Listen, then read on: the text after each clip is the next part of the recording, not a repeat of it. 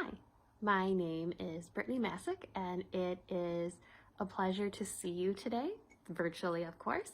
And for those of you who don't know me or might just be tuning into this video for the first time, this is a part of something the parish I work at, Kaukauna Catholic Parish, is doing this year called Mental Health Mondays. So before we even dig into what is a Mental Health Monday and why should I keep watching, let me share with you a little bit about myself. So my name is Brittany. I am newly married. I was very excited to marry my husband, David, this past January. So before all the crazy of COVID hit, we were able to celebrate that special winter day together with our family and our friends. David and I have a lot of shared interests. We enjoy going hiking. We enjoy going kayaking. So we love to be outdoors and to just get that fresh air. So now being in wintertime, it gets a little tougher, right? We also enjoy going to Broadway musicals. So we're very fortunate that where we live, we are 10 minutes away from the local theater. And before COVID, we were going to a show probably about once a month, every other month. We just love the storytelling, the music, the costumes, the talent of just so many people in our community and across our nation. And a little bit about me, I really enjoy coffee. I pretty much run on it. And I love coffee because it's such a comforting thing. Even holding the cup, it's called the Brittany test if my best friend Jenna were to talk to you. And it's holding it a certain way, which is pretty much like this, with two fingers in the middle, one on top and one on bottom. And for me, it's just such a comforting thing to have that warm cup of coffee every day, multiple times throughout the day. And what I love about coffee is not only that it gives me motivation and comfort during the day, especially as winter months are coming, but also, again, the storytelling and the sharing that happens over a cup of coffee, whether it's, outside at a cafe in the summertime, whether it's inside by a fireplace in your home or maybe in a cabin.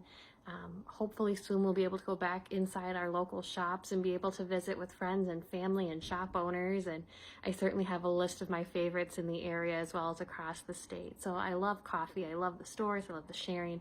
I love the friendships that it builds. So Mental Health Mondays were something that's on my heart for a long time.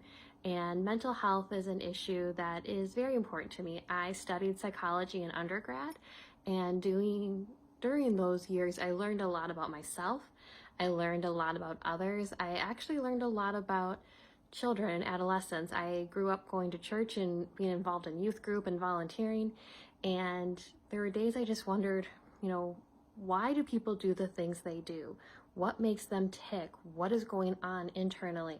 And so studying the field of psychology was always engaging to me and interesting. And throughout that time, I learned it's not just a textbook, but when you take these concepts and these terms, they're not just concepts and terms anymore. They're real and they're messy and it's hard. And there are days like, I don't get how this can happen to somebody. But when somebody is going through this, you don't need words. You know internally the struggle, either that you yourself are facing or that it's a challenge to watch a loved one go through this. And so it's been, on my heart for years, especially after I graduated and I worked in youth ministry for a couple of different parishes. And to hear their stories and their struggles, and just to hear each year how their anxiety would increase. And it's not just the normal anxiousness of first day of school or I have a big test tomorrow or things like that. Like that's good anxiousness. It was more than that. And it would always frustrate me when I'd be told at conferences and at workshops that we're not professional counselors. There's only so much we can do. And that bothered me because these teens that I would work with and minister with and get to know were hurting. We're looking for answers. We're looking for peace. We're looking for something. And there was only so much I could give. COVID has been a really tough year for a lot of people. And if you're going through a tough time right now because of COVID, know that I empathize with you. I reach out to you. I just feel for you because everybody is feeling this pandemic in different ways, and it takes its toll. We have its ups and its downs, different moments of each day. And one thing that was a blessing about COVID for me was that it forced me to look a little deeper within myself and make me realize that while I love my teens and youth ministry was something I was really passionate about and still am, I felt this pull to do more. And so I decided to go back to grad school. And that's scary. That's definitely out of my comfort zone. It's been a few years since I've been in school. But I really am passionate and want to learn more and help more people by becoming a professional counselor. So right now I am in grad school and taking courses. So just please send positive vibes and thoughts your way, on my way, I'm sorry, because it is a tough journey. And some of these topics I'm reading about right now in my courses, I'm just like, whew, this may be a little more than I bargained for.